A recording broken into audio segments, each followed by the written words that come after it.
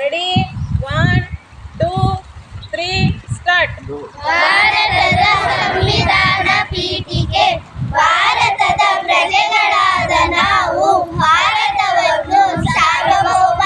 ಸಮಾಜವಾದಿ, ಜಾತ್ಯತೀತ, ಪ್ರಜಾಸತ್ತಾತ್ಮಕ ಗಣರಾಜ್ಯವನ್ನಾಗಿ ರೂಪಿಸುವುದಕ್ಕಾಗಿ ಭಾರತದ ಎಲ್ಲಾ ಪ್ರಜೆಗಳಿಗೆ ಸಾಮಾಜಿಕ,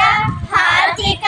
ಮತ್ತು ರಾಜಕೀಯ ನ್ಯಾಯವನ್ನು, ವಿಚಾರ, ಅಭಿವ್ಯಕ್ತಿ, ನಂಬಿಕೆ,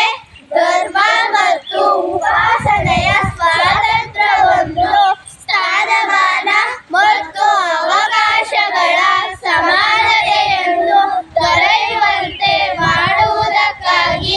ವ್ಯಕ್ತಿ ಗೌರವ, ದೇಶದ ಏಕತೆ ಮತ್ತು ಸಮಗ್ರತೆಗಾಗಿ ಎಲ್ಲರಲ್ಲಿ ಭ್ರಾತೃತ್ವ ಭಾವನೆಯನ್ನು ಮೂಡಿಸುವುದಕ್ಕೆ ದೃಢ ಸಂಕಲ್ಪ ಮಾಡಿ ನಮ್ಮ ಈ ಸಂವಿಧಾನ ಸಭೆಯಲ್ಲಿ 1949ನೆಯ ಇಸವಿಯ ನವೆಂಬರ್ ತಿಂಗಳ